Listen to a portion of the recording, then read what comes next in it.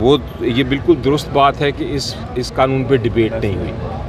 ये इसमें कोई शक नहीं है कि अगर कानून डिबेट के बगैर चला जाए, पास हो जाए, तो इसका मतलब ये होता है कि उस पर किसी पार्लियामेंटेरियन ने गौर व फिक्र नहीं किया और उसमें गलतियाँ निकल आती हैं। फिर जहाँ तक प्रेसिडेंट साहब का इसको असेंट करने का ताल्लुक है, और देखिए प्रेसिडेंट हमारी आइन के तहत उनके पास लिमिटेड पावर है। उनके पास वो कोई कानून को रिजेक्ट नहीं कर सकते, वो सिर्फ एक बार वापस भेज सकते हैं पार्लियामेंट को कंसिडर करने के लिए, और अगर वो वापस भेजते हैं तो पार्लियामेंट उसको अगर नहीं मानता प्रेसिडेंट की जब वापस कानून किया है और दोबारा से वही भेज देते हैं प्रेसिडेंट के पास, तो प्रेसिडेंट को फिर असेंट करना पड़ता है।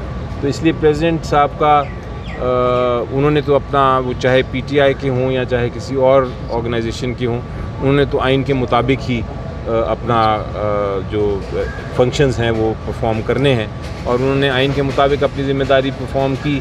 तो उसमें बल्कि हमें अप्रिशिएट करना चाहिए, उसमें कोई हमें उनको ये नहीं कहना चाहिए कि उन्होंने कोई गलती की।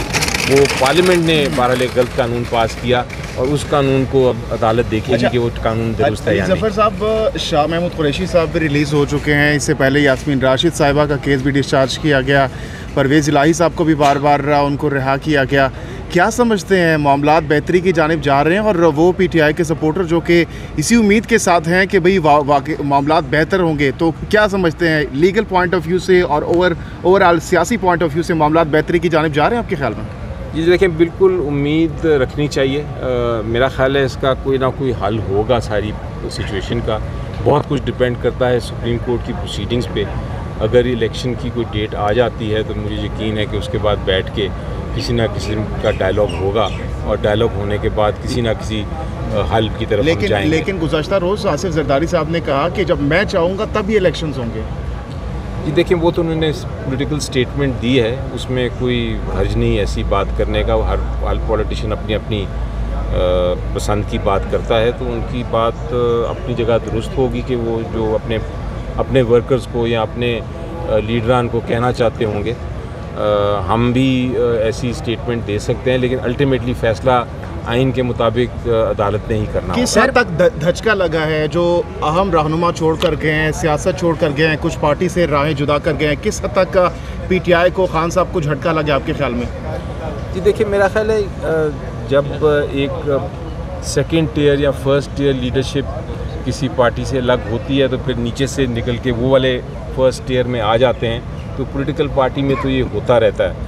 और मेरा ख्याल है कि जो लोग छोड़ के गए हैं वो अपनी अपनी मजबूरियों की वजह से अपने अपने फैसले करके गए हैं, उनकी जगह रिप्लेसमेंट्स आ जाएंगी।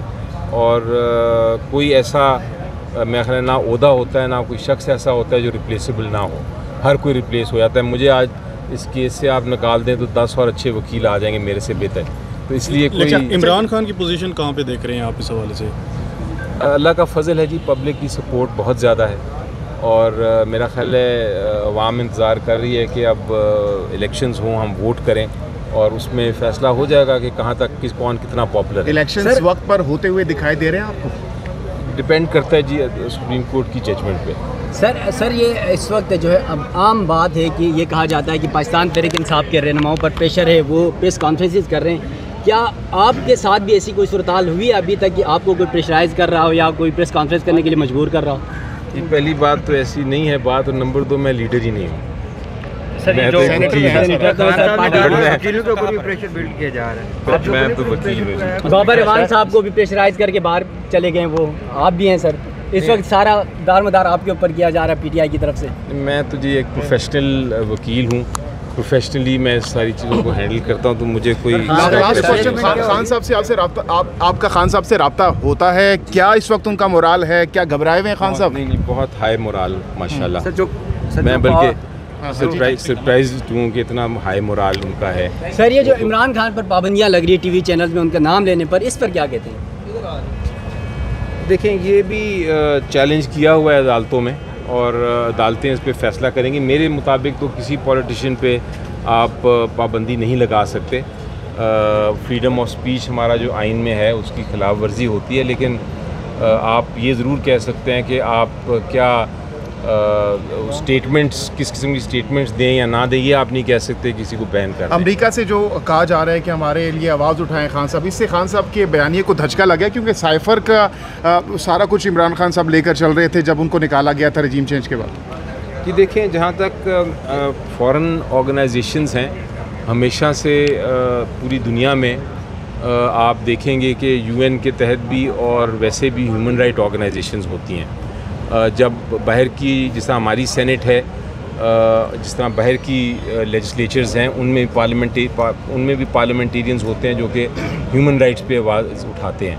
तो उनको ये कहना कि आवाज़ उठाएं किसी मामले पे, मेरा ख़्याल है उसमें कोई कदगन नहीं होनी चाहिए, ये कोई ऐसी गलत बात नहीं। लेकिन इन्हिसार बेसिकली हमें अपनी अदालतों पे और अपनी कौम पे और अपनी पब्लिक पे और अपनी इंस्टीट्यूशंस पे करना चाहिए। फवाद चौधरी, फयाजुल हसन चौहान, मुसर्रत जमशेद चीमा जैसे लोगों को वापस